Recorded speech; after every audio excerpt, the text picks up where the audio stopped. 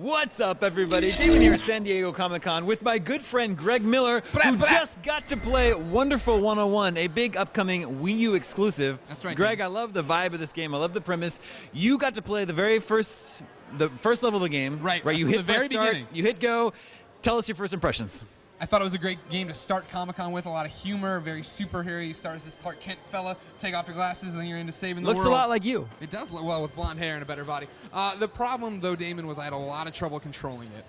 And I was surprised how much trouble you were having because this is the very beginning of the game. You notice when you first hit start, you get to choose your difficulty. The choices were only normal, easy, and very easy. Yeah. So we played on normal, which is apparently the hardest difficulty, and Greg was having trouble figuring it out. I think this is, I'm sure the B-roll is being shown right now. I think this is one of the things we always face being video game people who play games ahead of time, being preview people. Shut up, I know you're about to make fun of what I said. But being people who preview video games, right? I started it, and instead of reading it and learning as I went, the demoer is telling me what to do. So I started trying to draw lines and hit A, but I think drawing the line, especially the chain section, which was making a sword, hitting A was actually screwing it up. Because I think when you draw the sword, you draw the line, you hit A, but to do the chain, you just draw the line and connect it, and then go and don't hit A. And I was hitting A, and I kept falling to my death and doing these different things. I think I figured it out, but really late, I was struggling, but it's still something. All of a sudden, that game went from me being like, oh yeah, Rich keeps saying it's cool, to me saying, this is a cool superhero game I really do want to play more of. Yeah, I love, like I was saying, I love the whole vibe of the game.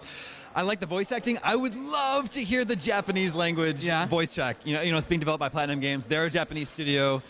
I don't know. I would be surprised if they're including the Japanese language track since it's an official Nintendo release. I think that's just uncommon. But I would love to get our hands on the Japanese copy of the game to hear the Japanese language track. Right. I was impressed though. Like the voice actors for them did have characterization. I did feel for them. You know, we saw Wonder Red and Wonder Blue and like Wonder Blue's from LA, and he was goofing around with this. And there was so much humor in the game. That's what was really funny. Like they're freeze framing for like long tutorial explanations, and people are like falling down and getting tired. When Wonder Blue missed the rose, did he say F***? It sounded like he couldn't have said It sounded like he said it. Sounded like he did.